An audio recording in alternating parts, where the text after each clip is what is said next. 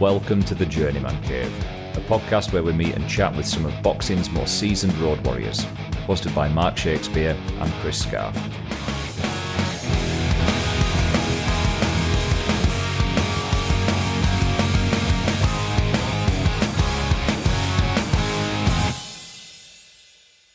Welcome back to the Journeyman Cave, everybody. Episode 56. And with me, as always, Mr. Mark Shakespeare. How you doing? Always good, buddy. Yourself? Hi, not so bad. I think I'm getting that cold that's going around. Yeah, it's going around a lot, mate. But we'll be fine. We'll plough on. What have we got for round 56? Oh, we've got a good one this week, mate. I've been wanting this guy in for a while. We've got the PitBull himself, Meanwell, mate. Yeah. Obviously, he were actually fighting when I did Jake's Corner over in Birmingham, and that's when I first saw him with Carl Greaves. Oh, yeah. And I didn't really know much about him, so I checked him out, and I realised that we were going on the road, so I thought, I'm going to have to get Connor in. So obviously, I worked in Magic and got in touch, and here we are. And I think it's a really good interview, this one, because it's a bit of a strange one with Connor, because he started off with a lot of ambition and then no intention, I don't think, going on the road from what I can remember. But obviously, after a fight or two, I think, certain issues got in the way of him, like he went through a bit of trouble, which we don't need to talk about. So I think he decided to have a talk with Carl Greaves and decided to go on the road, mate. Yeah. So, and as you can see, I think he's knocking up towards 20 fights now. He's back out there being busy again. And I also know in the future, if things get settled out like we hope they do for him, touch wood, he's got ambitions to get up there and maybe win a title. Right. So it'll be interesting to see going forward. Well, he brought his little lad with him to this, didn't he? Oh, he was good as gold. I wish our George were that good. Yeah, and then we went to your favourite cafe. Yeah, afterwards. we did. Went to old Maggie's Cafe. It's my favourite. I've got to give it a shout out. She looks after me, bless her. And we treated the little lad to her milkshake, didn't we? He loved it. Yeah, it's the first time I've been in there. A nice coffee. Yeah, we'll go again, mate. Yes, we shall. Right, without further ado, let's get in Connor the PitBull Meanwell. Connor Meanwell, great to see you, boss. How you doing, mate? I'm good. Good. And who have we got with us today, mate, in the studio? I brought my youngest, Tyrion. Oh. He looks enthusiastic today. To be here. Hey, you're not the first lad we've had on, mate, Tyrion, so don't you worry about that, mate. He'll probably fall asleep, to be fair. It's my turn with the kids this weekend, so I brought him with me. While my other lad's gone with my dad, because he's at work, so. Well, we appreciate you coming down here, mate. I mean, you come from Nottingham, haven't you? Yeah, Newark-on-Trent, Nottinghamshire, so. Yeah. We're 2 or 3 from Newark, I think, aren't we? I can't remember. Yeah, times are hard, mate. But we're definitely 2 or 3 from Newark down there. I know we have, mate. So how's things going? All good? Yeah, all good at the moment. Just coming off a suspension, so I'll be back out next weekend. Good. So that's good. That's good. I want to keep busy. So. Well, like you said, I mean, I can remember after your last fight, we'll speak about that later on, but I know it was a bit of a tough one for you, wasn't it, last one? But yeah. Sometimes they're a blessing in disguise, mate, aren't they? Yeah. I do say, I say it often to my friends, and I said it to someone who's quite significant to me, that unexpected things can be miracles. And I live by that. And I totally agree with that 100%, mate, to be quite honest. I really do. But before we get on to your career, mate, how'd you get into it, Connor? Like, we always like to ask that question. I was 8 years old, and my dad took me and my brother down to the local martial arts club. It's mixed with like boxers, kickboxers, MMA, like K1 fighters, Muay Thai, all that sort of thing. And he didn't take us because we was getting bullied or anything like that. He just thought it's good for his lads. So me and my brother Nathan went down, and it literally. Nathan did about 2 weeks. He wasn't interested. He was interested in more cars and that. And I just thought, I get to punch someone, I get punched back, and I don't get told off for it. I thought, yeah, this is the one. So I basically started off kickboxing, and I did that for a good few years. I had about 30 amateur bouts as like a junior, and then that's before I went into amateur boxing under the same club, no ABC. I had quite a good head start because the amateur boxing of England didn't really know I had loads of bouts in kickboxing. It's kind of cheating, but I'm not cheating, I suppose, because I had more experience than some of the others. So I kind of steamed through it quite quick. And then in my late seniors, I transitioned to another club, Epic Golden Gloves, under Eshan Pickering. Mm. And Gets a few mentions, Eshan. Yeah. So, and that's basically how I started with it, really. And I had a few on and off between like 12 and 16 because, you know, in your teenager years, you get caught up with your friends, girls and whatnot. You find other things to do, don't you? Yeah. We all do it, mate, don't we? Yeah. We do, mate. So, what was your amateur record like? I think I had about over 6 days, and it was like a 50-50 record. So I think I had something like 32 wins or something like that. It was I was on the road a lot, and I made a name for myself quite quick as well, because under the nickname of PitBull, I had that mentality of like dogging it out, like in fights and stuff like. There was like less boxing and more fighting. and to be honest, like I say this often, I can box, but I don't know. Like sometimes, you know, when you get into the moment, you're just like, yeah, just let's crack on with it. And I had quite a good few amateur like little dog fights, dust ups with quite a few good lads as well. Like I box in the amateur Ben Thorne. Who's current? I think he's current Midlands champion or something like that. He just beat that Dom Hunt, didn't he? But yeah, I fought him and quite a few good kids. It set you in good stead then, didn't it, mate? To be honest, like I said, 8-year-old, you must have been when you got to turning over at 16 upwards. You must have been like just up to water for you, wasn't it? Really? I mean, when I came from the kickboxing K1 background. Because a lot of people don't know this. In K1 kickboxing, the rule sets in that is you can actually box the entire fight without throwing a single kick, because they score you based on aggression. So it's just constant. And they do that, trying to get the fights more entertaining.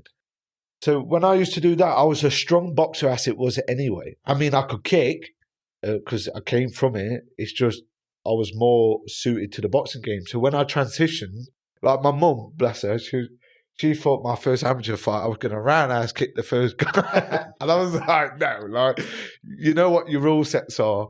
And when I first transitioned, like I say, it was something. And plus, I wanted to transition into boxing anyway.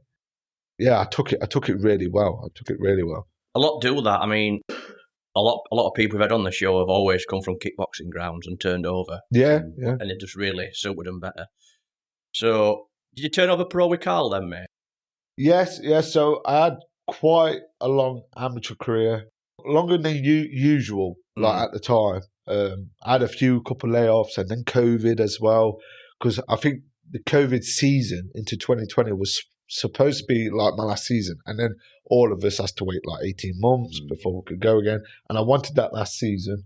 I was training under Ishan Pickering. I got invited down by Adam Ketbro, also helps Carl train some of the pros, to spar with some of the guys down there. And, you know, they saw what they liked and I saw what I liked, and we spoke about turning over, and that's how I end up meeting Carl. Well, I'm meeting Carl. I'm actually related to Carl. Oh, I didn't know that. Yeah, we're long distance cousin, but we known off each, obviously, before, and I just spoke to him, and we just took it from there. Is he a great guy? Oh, yeah, he's amazing. I tell you one thing, I tell you now, Carl has helped me out a great deal over the past 2 years alone, and I'm very appreciative, and I will always be grateful for that, man. He's a really nice guy, is Carl, and I'll say this once again, he gets mentioned on this show a lot, and I really mean this, never had not one bad word said against him.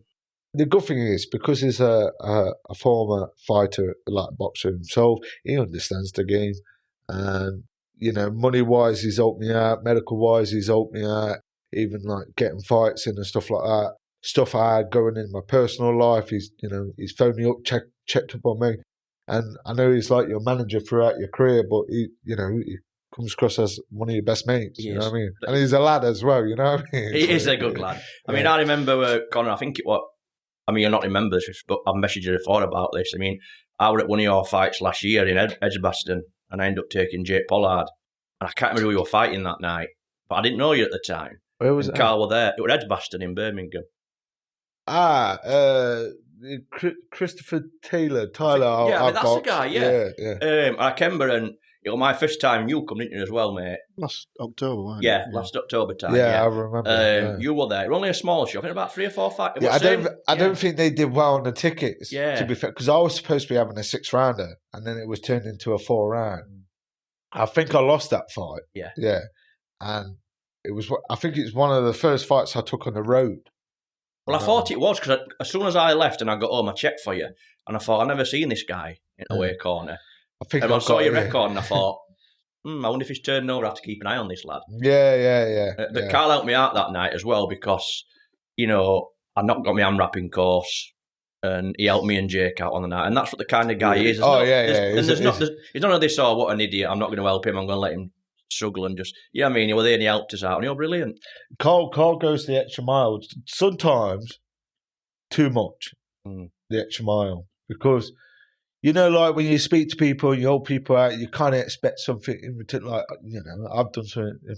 Carl don't, but then like you see it from a third person standpoint, and you're just like, this man helps you out, and you can't even do a decency, in return or whatever. But he's like that.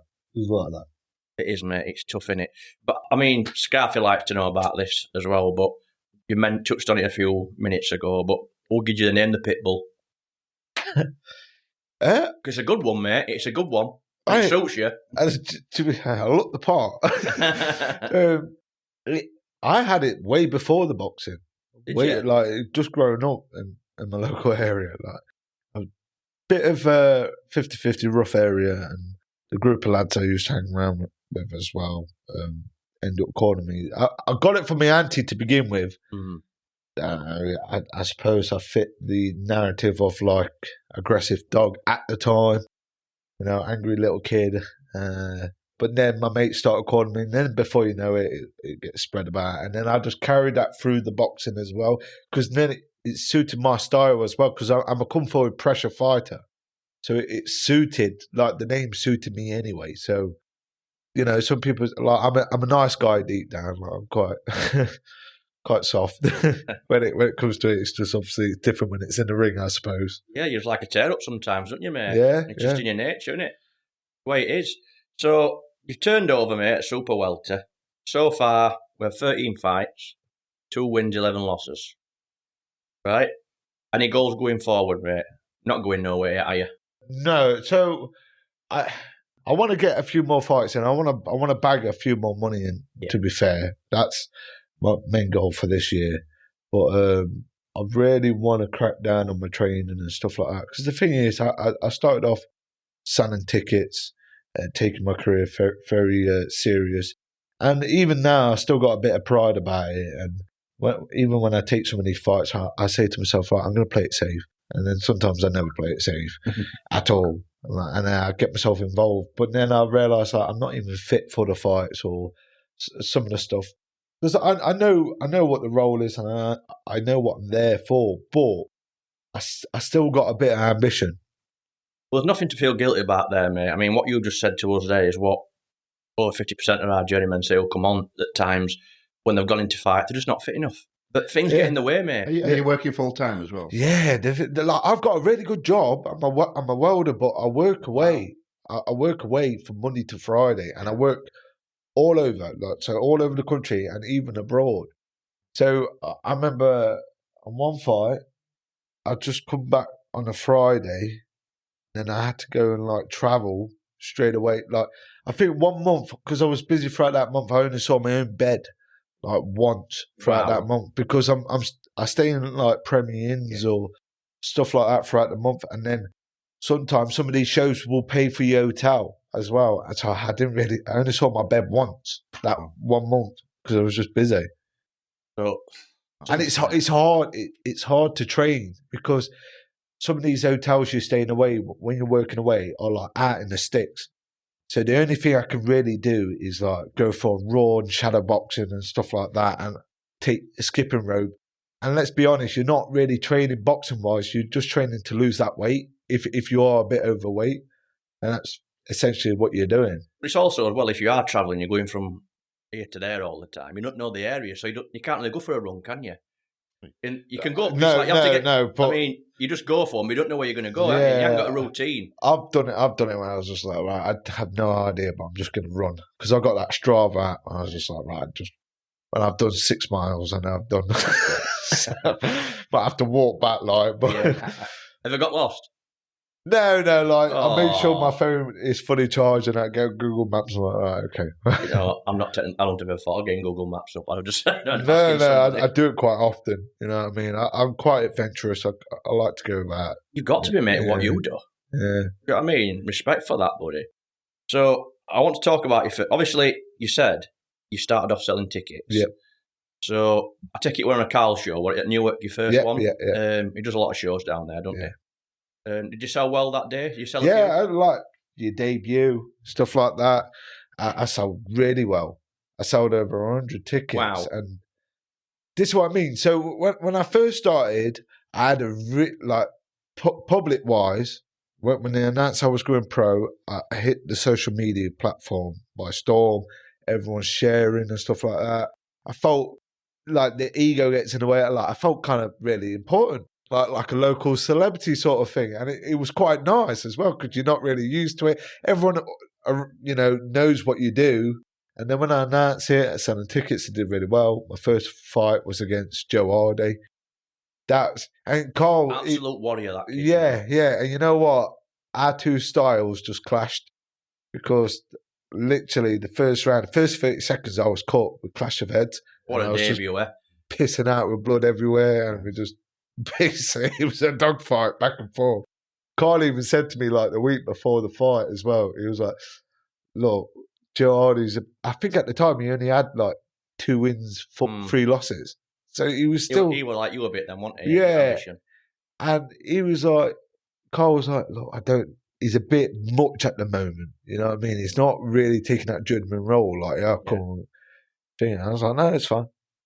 Because the way I saw it is like, "No, I'm in my own town. Yeah. I'm not losing on my first fight." Everybody says that, mate. Yeah. Like, I am not losing on my first fight. I'd rather die, like sort of thing. I know it's a bit extreme, but it was one of those like, I've been doing this for years. I finally hear it like that. So if it was going to be a fight, which it was a cracking fight, and it was a really good fight. Yeah, he does come to give it a go, doesn't he? Yeah. I mean, only last week... he dropped someone, I think, on his... I was there last week. It was, Our good fight, was it? Our second, you were lucky not to get some... You know that against, don't you? Dom Hunt. Joking? Yeah. Dropped him. He had Nick Manners in his corner. And he put him down and... You know what it is. I mean, I think Dom sold a few tickets and that's the way it goes. But I think he was lucky not to get something, to be quite honest. But he put him down with a lovely shot. What did he score it as? What was it? 6-rounder? 6-rounder. I don't know. I'm not sure if it was something like 59, 56, something like that. But Joe went away. You could tell when Joe... when someone goes back at corner, I think Joe was a bit disappointed. I would. I get disappointed in some of my fights. Like, you know when you lost and you know when you lose a round or win a round because you've done it. And sometimes, like, after the fight, like, I know I lost, obviously. But I also know I won a couple of those rounds there. And you're scoring me like 56-60. Or no, 54-60 from a 6-rounder. I could have won at least 1 or 2 rounds there. And it makes you feel better, doesn't it? It makes you feel like you've gone and achieved something. Yeah. If you get a couple of rounds and you think, at least he's acknowledged me. Because that means it showed like I've done my job by giving him some rounds, good rounds as well. And you've done your job, mate. But yeah, I watched that fight with Joe, and hopefully someone get on show in future. Not far away, he's only up in Leeds, isn't he? Yeah. I'll have a word with Nick Manners and we'll get Nick Manners. Good lad, good lad, Joe is. Yeah, he is. And this second fight, obviously, mate, I found it says he lost, unanimous decision, but it says 3 rounds on BoxRec against Brett Egan. Yeah, so I basically entered a tournament base. Right. I wonder, I put question mark, it's some kind of like fight thing. So literally 2 days after my first fight, Carl messaged me and offered me, there's this top boxer tournament style base, like prize fight tournament base. And me, I was like, yeah, let's fucking do it. Like, I get to have 3 fights in one night. I'll do that. And I thought, right, I know it's a big risk so soon and quick. And I just thought, no, just think of the possibility if I pull it off, because then I'll be 4-0. in the space of 3 months. Yeah.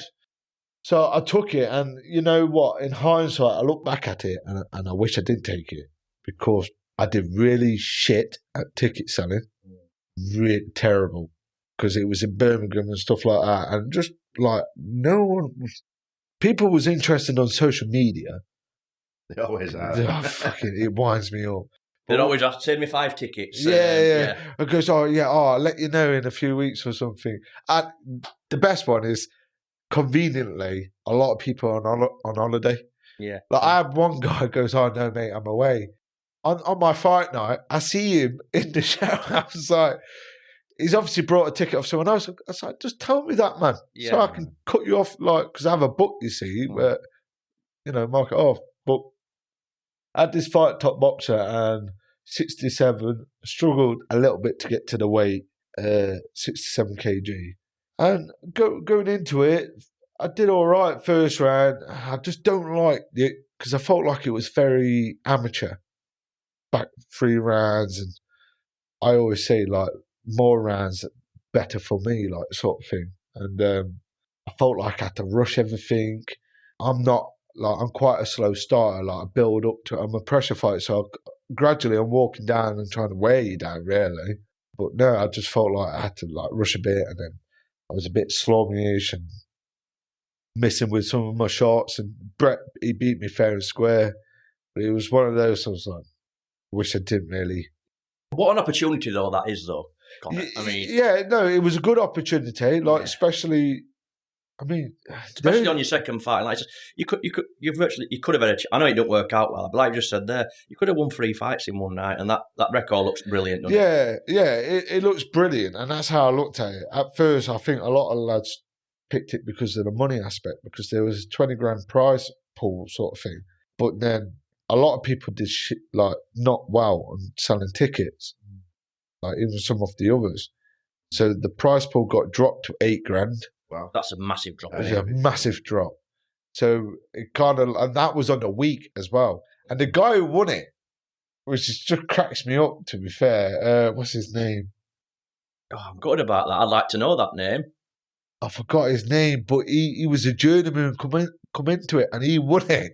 Well, what we'll do is then, when we do you have to post his name, find it out, and we'll post it in over so we know, remember. But no, he won it, and it was good.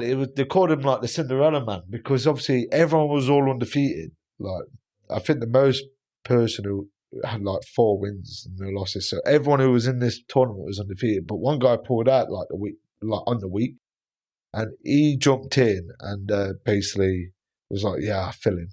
And then he ends up winning it. And I thought, I never fought him, like, because obviously I lost in the first round against Brett Egan, and I just thought, sort of thinking to everyone else. And I thought I was quite proud of the guy, actually, to be fair, to come in, because I think he had like 3 or 4 losses and only like 2 wins when he came into it. And then he won it all, won 3 fights, won the prize, and then won another fight. And then I think he won like the Midlands title, like not after, so he pulled it around, yeah. Wow. He's another lad who's got 50-50 record, and he's just pulled it around. And you look at him, and his fundamentals in the boxing are very different from others. It just looks awkward when you watch him. But I suppose it works for him, I guess, because he's, like I say, he's even won the Midlands. Listen, you win the Midlands, mate. I mean, you're not no numpty, are you? No, of course not. Would you have ambitions for that at some point, maybe, Connor? I have. I can tell. When I started off... If you do, I'd love to come and see that fight, mate. I'll make sure I fight tooth and nail to it. Because when I started off, I said to Carl, I said, look, my big ambition is British title. Because I just think, if I can just get the British, then I know, like, I'm a household name within Britain, sort of thing. And on the way there, I suppose, winning the Midlands and the English is, you know... Yeah, I love these area titles best. I say that all the time, like a broken record, but I think it's something everyone can achieve if they put their mind to it. Yeah. Because at the end of the day, you guys will go on the road. You are capable of doing that. And like you just said earlier, like 99% of journeymen, you're all slow starters. So to have that, if you had that 10-rounder as well, I think it'd only be better for you. I can't wait till the first day I get my eight round or 10 rounder. They don't do much 8 rounders now. But We had one last week in Barnsley, and there's what I've noticed. There's quite a few shows this week, and there's a few 8 rounds on that as well. So, well, this is the thing, you know. When I start going onto the road, I start making a name for myself of being tough and durable and giving the guys a good fight. Because I started boxing against good kids like George Killeen, Bobby Dalton, Ashley Moran, I think his name is. Yeah. You've got a few here, mate, towards the back end who had good records, and they were like 10-0. Yeah, I think they're all undefeated, and I gave them all good fights. The only ones I didn't is Dan Morley, which that pisses me off, to be honest. Well, we'll get to that in a bit, mate. Don't worry about Dan Morley. We'll put him on blacklist after. I like Dan Morley. It's not him I've got a problem with. But so moving on to your third fight, got to mention him, mate. Absolute hero of mine, D.R.O. Smith. Yeah, he's a legend. Did he teach you a trick or two in there, mate? Yeah, on how patient he is. Yeah, he is. They're one of the most patient. Yeah, because obviously he's on my home show. So I'm selling tickets. He's obviously there doing his job, which I knew anyway. And I was supposed to box someone else before Dale, but he kind of pulled out because he said something like he didn't want to be stopped or something like that. I get it. But obviously Dale filled in and I was like, right, okay. Dale is another one who's a slow starter and then picks up on the rounds. And I watched him 2 weeks before that against a guy I know called Ryan Hurst. And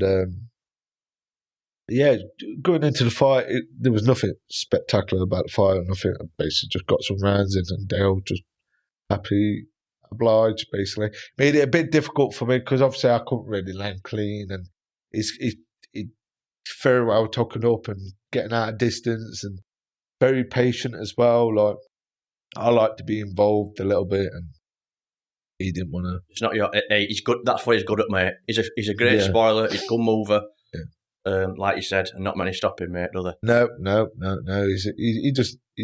He's ring craft. He just knows the game. He knows how to do it. He knows how to pull away. He knows how to protect himself. And he's quite a clever guy as well. Yeah, he's clever. Yeah, I mean, he's got his own little stable as well, hasn't he? Yeah. I don't blame him. To be fair, if you can make whatever money you can do while you're in this game, and and plus the guy's had so many fights as well, so he's built connection up and stuff like that. I've just built connections up, just having 10 fights alone and meeting people up and down the country and really good people as well. Well, he's on Dan's tonight, isn't he? His last 2 fights. I mean, I were at his last fight. He got stopped, unfortunately, against that Zorro. I think he's he were too big for Dale, unfortunately. But that were on the Callum Simpson show, obviously on Sky. Yeah. And then tonight he's back after his 28 days, and he's back on Dan's. Yeah. So, like you said, them connections, and they know he's trust. We know he's trustworthy, and he'll do his job. Yeah, he'll fill in. That's what we need. Yeah, he's an absolute legend, mate. He is. You should be proud of your shared wing win, mate. Obviously. Then you moved on to that, mate. So obviously you got Dale out of the way, and then this is where the losses start coming.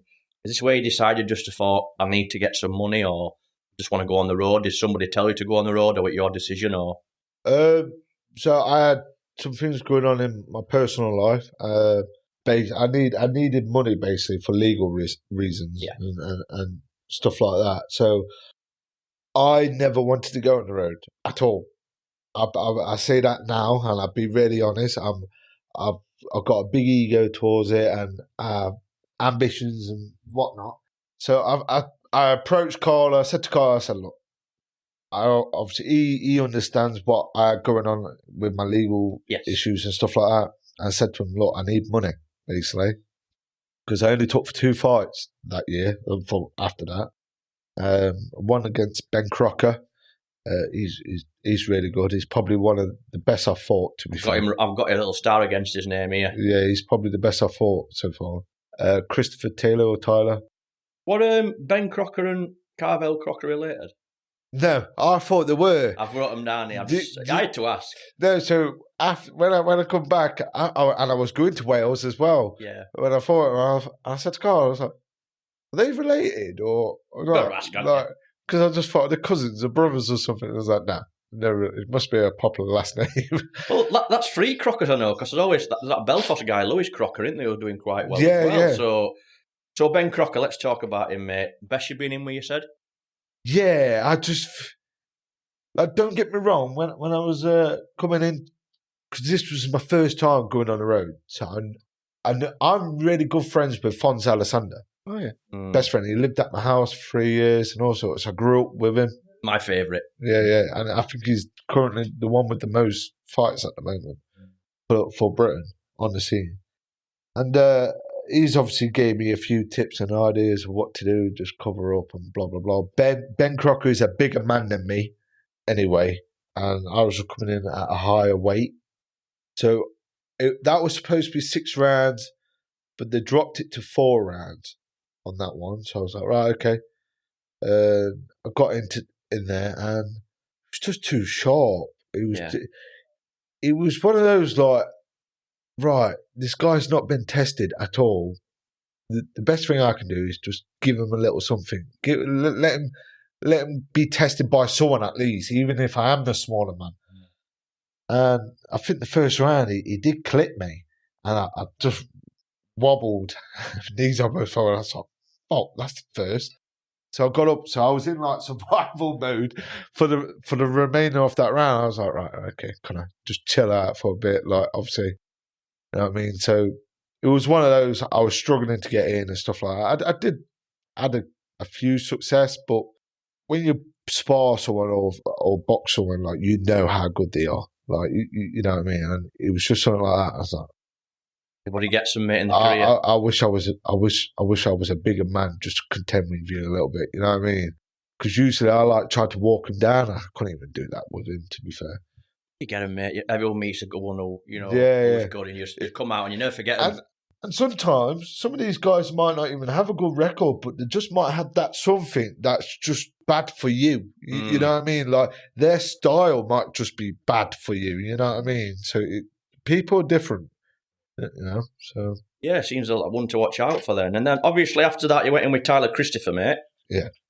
Any good? I don't rate him. No. And again, every interview, everybody, they've always got one of them as well, mate. No, look, no offense to Tyler. No offense to him at all. He was a bit arrogant, to be fair. Everyone's got them. Yeah, and the thing is, I'm quite humbled and quite modest as a person, and like, I could even, like, I haven't really had any argument with anyone, to be fair. And I'm a talker. Like, I could break the ice and conversation with anyone.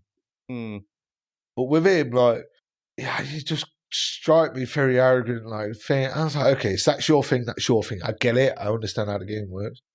But straight after that fight, immediately, because it was supposed to be 6 rounds. Yeah.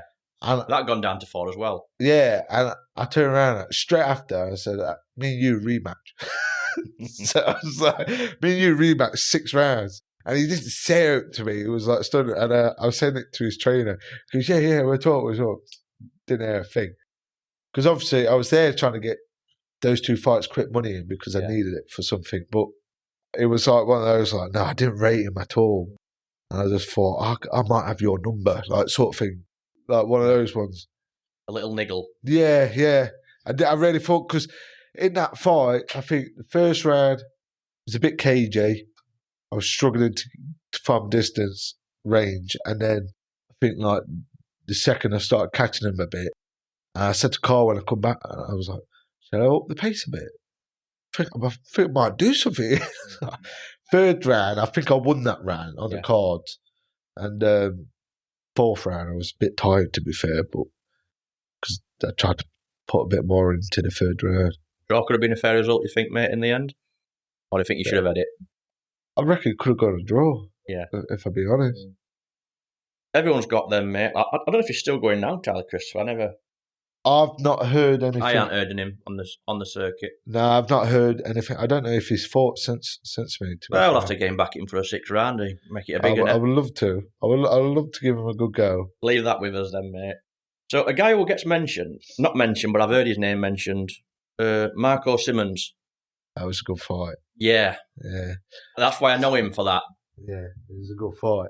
So basically, I went back to selling tickets So, like I say, I took those two fights on the road against Ben Crocker and Christopher because I needed money for my legal reasons, and then I like kind of had a bit of a layoff while I was sorting all that out, and then I came back into selling tickets. Carl obviously lined me up with Marco Simmons, and he said, "Look, this guy's it's a bit like you, come and bring it." And I said, "Same attitude I had when I fought Joe Hardy. I know it's my own time, because even Carl said I could find you someone else." I was like, "No, let's have him." Got into the fight. I think I trained well for it. Yeah, I don't think my head was quite in the game, but it was one of those like I was boxing out of like emotion, and got into the fight with Marco Simmons, and it was just a tear up phone booth fight. Yeah, toe to toe all the way through. We got fight the night for that. I think a lot of people on the circuit locally knew about the fight, and even have some officials that will come up to me now and say, like wherever I meet them at shows, they'll be like, "That was a good fight," and stuff like that. So we both got quite a good name for it, and they even talk about a rematch after that. But I lost that. It was one of those like the last round. If I pushed it, it was a fair result. Yeah, but if I pushed it in the last round, I could have got it to a draw. So again, his credits that because I haven't heard him. But no, where I've heard him mentioned before, but I've heard he likes to tear up, and you know what I mean. Yeah, he's just he's there. Like there was like throughout the fight, our foreheads was touching all the way through. It was such a cracking fight. It must have been a buzz for you, though. It must have been for fancy this. Yeah. Don't like that's what I fancy quite often, but I wasn't quite there. Like I wasn't there to meet those standards to make it that sort of fight. Yeah. And I say boxing wise, and no disrespect to Marco, I say boxing wise, I'm a better boxer. Even though I do like a tear up and I can fight, I say compared to him, I could have outboxed him a little bit. I just never used that to my advantage. And plus, I think being at home as well, I did say in the interview afterwards, I had an interview with him on camera, and we said we're going to do a rematch 6 rounds, because I said even though I lost, the crowd won. Yeah, in watching a great fight. Is it on YouTube, that? No, I don't think so. It might be on like the Calgary Promotions Facebook thing. After a word with Carl, it seems like one to go watch. Yeah, it is. It's one you'll never forget by the sound of it, mate. No. It's one of those, like, if it was on it's a TV fight, that is. It's one of those, like, you could, and that's credit to Marco as well, because it takes 2 to tango. So yeah, it's one of those, like, they'll pay for that. Scarfe will love that fight, wouldn't you, mate? Yeah. It'd been Scarfe's dream, that fight, mate. So obviously, we mentioned this. I went through with Marco, like, decent fight from what I've heard. Went with Carvel Crocker, no relation, obviously. No relation. What is as good as Ben Crocker? No. No disrespect to him. Nice lad, actually. Just not. I think he trains with Ben Crocker on the same stable, but I gave him. It was a clean out performance by him, really, because I struggled to get on the inside, so he kind of knew to keep his distance. But nothing that outshone or spectacular or out like that. Just gave him some. But an easy night for you. Yeah. Easy nights, no cuts, no thing. And you went and did your job by the sound of it. Mate. Did my job, and that was the first fight I went. That was the first one I went, right, I'm going on the road now, properly. I know I did it the year prior for those 2 fights with Ben and that Christopher, but I did it to quickly grab some money. Yeah. That was the first one, right, I'm going on the road now. So, obviously went from that one and he fought George Keelan, mate. Is it Keelan or Keelan? What did you say, Keelan? Killigan or something. Killigan, yeah. Well, I'm sure he can call us that. I do apologise to him. Yeah. I think I was the first one to give him nightmares. Yes.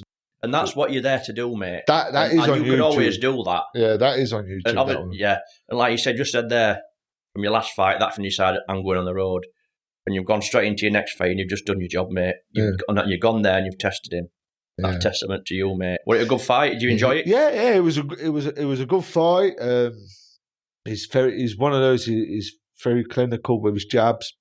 Use this distance. Can be a nightmare, can't they? Yeah, distance quite well. But No one's tested him before.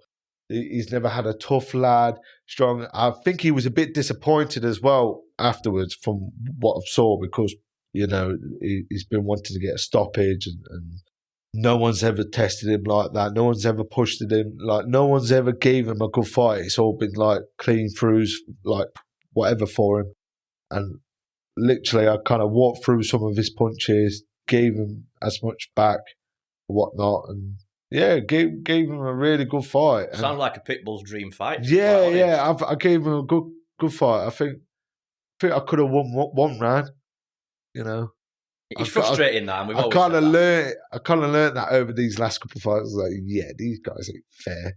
Yeah, you get a hard skin to it, mate. Yeah, you know what I mean. But you feel like you've done your job. You've gone there, you pushed in. You're the first one to test him. At least give me a round ref. Yeah. But no. But it's the game you're in, mate. Yeah. And you went home, you got your pay packet, and you did your job, mate. And you just brush it off and move on, don't you, mate? Yeah. To a guy who gets mentioned. He went in with George Rogers as well. Bobby Dalton. That was a good fight. That was a cracking fight. That was my first 6 rounder. If I'm not mistaken, George talked quite highly of Bobby.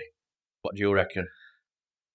Yeah, it was a good fight. I think I was almost his kryptonite, as in terms of applying that pressure to him. And that's why it's good to get two journeymen side of you. Yeah, because George Rogers, I've sparred George Rogers, and he's a lovely lad as well. Yeah, he's great very guy, nice, and I think he's like some solicitor or something Yeah, outside of work. He's like a mortgage slash. Yeah, that's it. Like an advisor or something. And I thought that's amazing. But he's had a bit of bad luck at the minute. I think he's done something to his eye socket or something. He's great. When we had him on the show last week, or something like he went some sight loss because he decided to be called George He got a nickname, and I forgot now on the podcast. And we'll get some T-shirts. George the Advisor. Use that one. I think for the mortgage man or something like that. Yeah, that'd be good. But I had to get that. And he had big goals this year. Yeah? Yeah, and I think he only fought twice. He had a bit of trouble. But he's now got a missus, so that never knows, mate, He's got a missus now? He's got a missus now, yeah. Bless him. But I know his business is doing quite well. He's really put a lot into that. Yeah. But I know that George, I'm sure he spoke quite high of Bobby Dalton, and as soon as I saw that name on record, it pinged with me. They do when I see other people, and it's good to get other people's views. Yeah, Bobby Dalton, I reckon he can get somewhere. I do think that. But they even put us in the boxing. What's the magazine tabloid? Boxing news. Yeah, boxing news for that one. In the house, like it was fucking.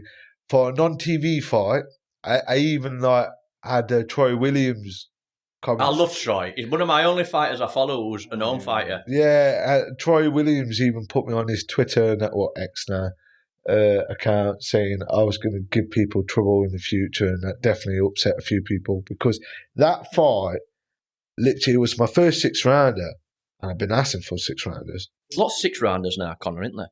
Yeah, that's all I want though, to be fair. I am having a 4-rounder only because of my last 2 fights. Yeah, which is sensible. So I'm just trying to ease my way back into it now. So that 6th round with Bobby, it was such a good fight. It was like, he took the first round, found his range, he's very fast, he's very fluid with that jab. Okay, that's expected, but then boom, boom, boom, I'm firing back, all on cylinders. 3rd round, I definitely won that 3rd round. I don't care what they say, I won that 3rd round. 4th round, he sunk in a body shot to me, and I went down. It was like, I felt like I was in a movie, because I went down, and I looked up, and I was facing my corner where Carl Greaves is at, and Carl was looking at me like, don't know if I'm going to get up or not. That kind of annoyed me, because I thought, do you have no faith in me? And I went, I'm not going down, I'm getting back up. And I got back up, and then made obviously the 8 count, the referee, and I knew the instinct is Bobby's going to try to finish it. I'm not having it. So I was like trying to hold my ribs in. Yeah, I'm not surprised after that shot. And I'm like trying to move, turn, I'm firing back, I hit him with a couple of shots. 5th round, it's kind of 50-50. And then 6th round, we was just both just hitting each other, left, right, and centre. We got like a standing ovation as well. Great. By the end of it, and obviously, like I say, Troy Williams was there. And it was such a good fight, and I felt like I was in a proper fight as well. And I was quite proud of that because, and you know what? Bobby, he's a sweet lad as well, because he's probably glad he had that sort of fight as well, because I He'll suppose a lot of these guys before and not get that sort of test. He'll learn from that a lot, and he'll Yeah. But I could tell I bet he got I bet he must have had goosebumps when that crowd. It was such. And the thing is, I got a lot of people come up to me and said, "Oh, that's such a cracking fight," just for the fact that I got up off the canvas from a body shot. Different, like I've never been dropped, like to the head or like that. But it's different when you get somewhere a body shot, because it's like it's hard to recover quickly back from, because you're trying to breathe. And it's sometimes a delay in it for that 1 or 2 seconds after you get a delay in it. And it's like, and all of a sudden it's. I think that's what it was like on that fight. But no, that was a good fight. I was actually, quite proud with that. Even though I lost, I thought, respect to that, mate. Because he got a lot of parade off George, I think. And then obviously went in there with Zach Evans after that, mate. Do you remember much about that one? Yeah, Zach won probably every round, probably minus one, because I think that was the 4th round, and I just threw a nice time left hook and it wobbled him. And I had Carl Greaves in the corner, like, he's rock, get him. So I'm like, I'm trying to finish it. I couldn't finish it in time. But that one, I was not fit for that 6th round, because I just got back off holiday. I literally, like 5 days before that, I just got back from Spain. Yeah. And I've been on like a bender. Like a 4 days bender. I'm with that, mate. And I just thought, right, I just got to make sure my weight is all right. So I got onto it. So I must have spent like 2 days trying to get my weight down, hot bathing it and stuff like that. The hot bath. Yeah. It gets mentioned regular. Hot bathing it. And then I thought, right, going into that fight, Connor, take it easy, because, you're not fit. First minute into the fucking fight, I got a cut above my eyebrow. I was like, no, I'm suspended. So I'm like, Carl, I got back after the first round. Carl goes, oh, you cut, Con. I was like, right, Con, go out there and I'd do the number. I was like, all right, cool. And so I made it into a bit of a fight now. It was an all right fight, but it was one of those, I wasn't fit to make it into a proper fight. You know what I mean? Like I was with Bobby. Yeah. No, but he's quite decent. He might get to like a title level, English title level, and stuff like that. So yeah, we'll keep an eye on that one, mate. Definitely. And then obviously went in there with Ashley Madden. You've touched on him earlier. Yeah. Same thing. This is around the time work starting getting in the way now. Like I'm starting to fall into that rut of not training often. You're going through a little bit of a bad patch at this time, I think, weren't you? Yeah. It's understandable. Yeah. That's, due to the legal issues that I've got going on outside of boxing. And plus, financially, like, work's getting in the way with all of that because I'm working away. So I wasn't training as often as I would like to be. Ashley was, I gave him 6 rounds. Yeah. I got hit more than ever. I didn't really move my head that much or nothing like that. Face was all bruised up and everything. I wasn't like hurt or struggling per se. I just wasn't fit, basically, and I just kind of just took some of the shots, and that's how it is. It seems to me it wasn't the real Conor who were in there that night. I didn't even really give him much of a fight, if I'll be honest with you. And that's no disrespect to Ashley, because I'm sure if I was like 100% fit, still like... Yeah, you're still done the job. I don't know about that, but... no, because I say... Not to be an arse, but I say that about most of them. If I had like the camp, like with most, I think the only one is George Davies, and Ben Crocker, Ben Crocker, and then I say Bobby Dalton is a close one, touch and touch. You know what I mean? I have to be really fit against him. Obviously, went on to that. This is where it gets a bit interesting because obviously. Where you were in a bit of struggle with, and you lost on points, and then we got stopped. We got stopped by TKO by Dan Morley. How did that come about? Then it must have been tough. Yeah. So prior to that, I was building a good name for myself on the circuit of being tough and durable. You was, and a lot of these top box, like for these up and comers, we thought it'd be ideal for to give them a good test. That's how I kind of wanted to be as well. Yeah. I just thought.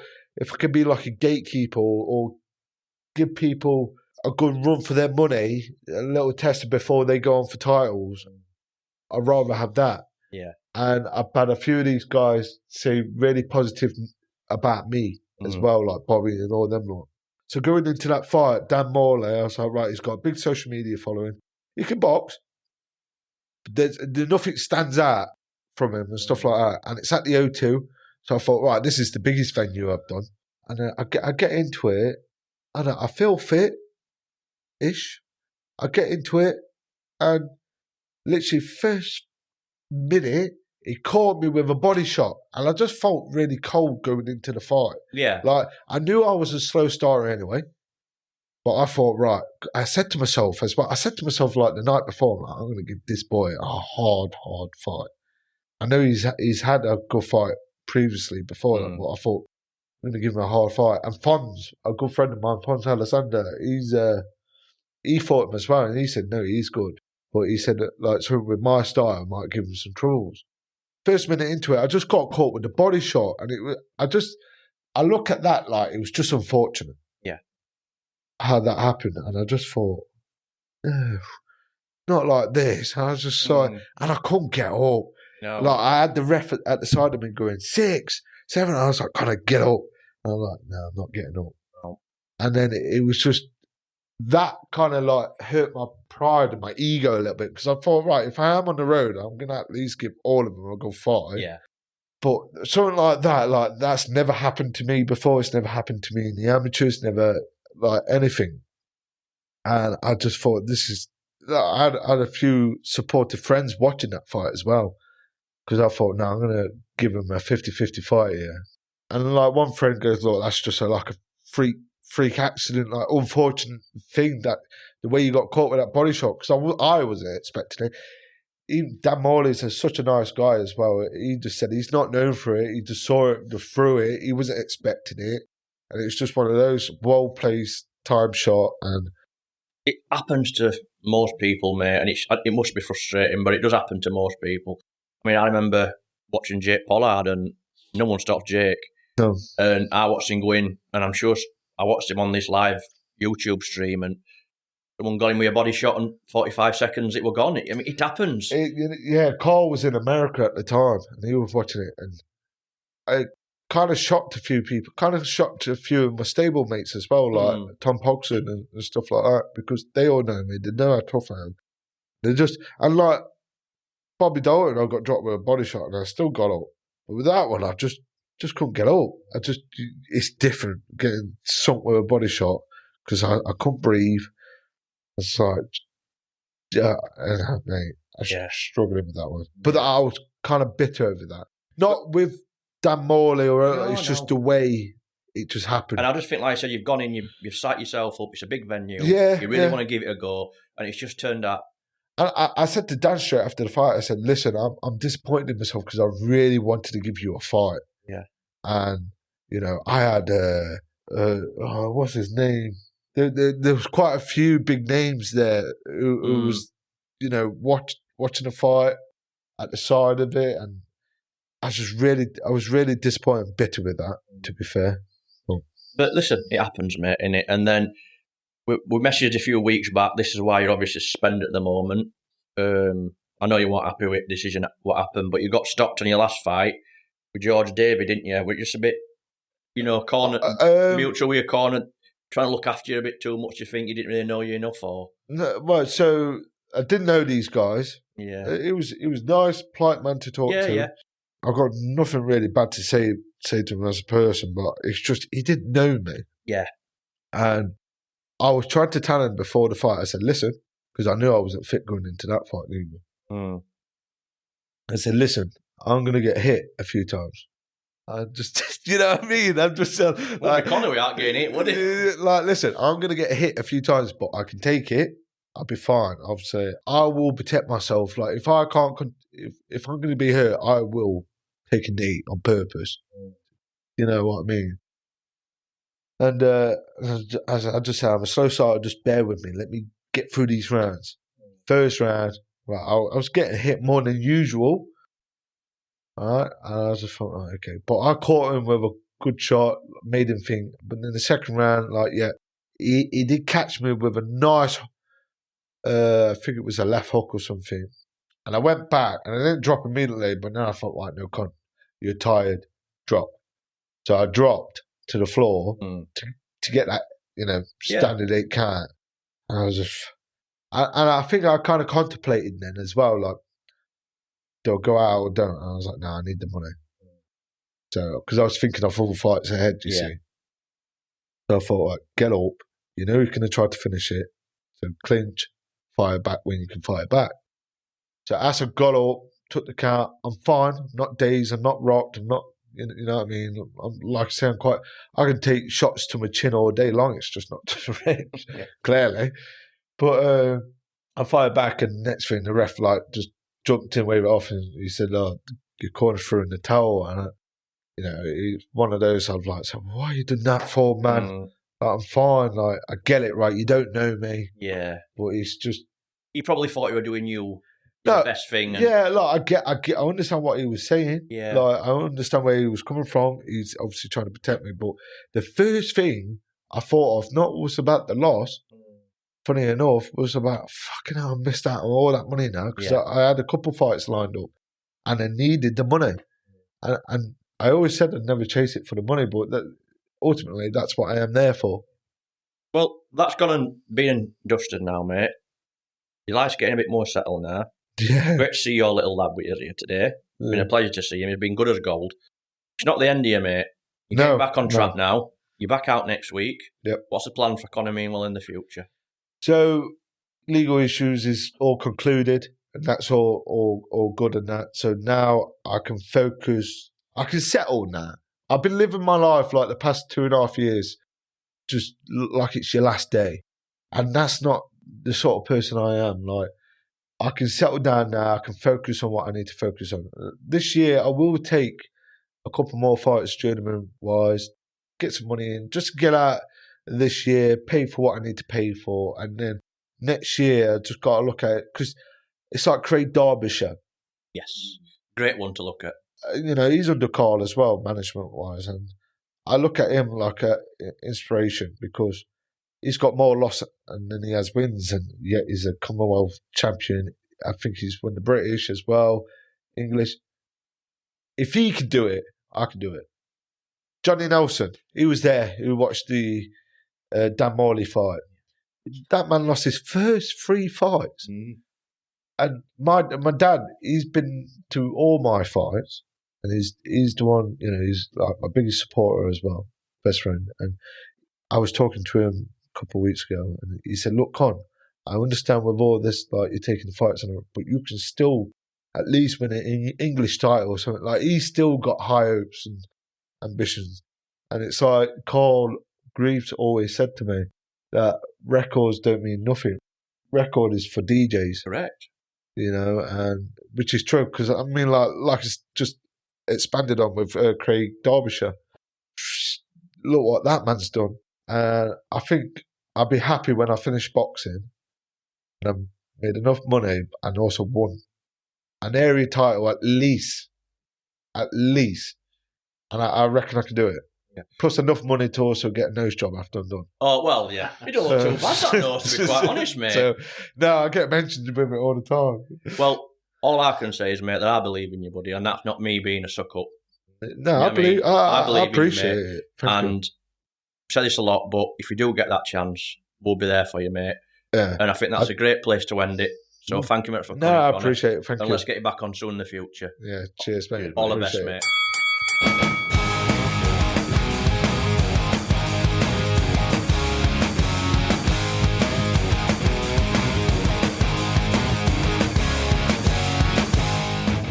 The Journeyman Cave is produced by James Proud. Music by Ryan Carrier. Special thanks to Rhythm Inc. Studios for hosting. All views expressed are of the guests only. The Journeyman Cave and host bear no responsibility for any opinions given. Follow us on Facebook, Instagram and Twitter @The Journeyman Cave.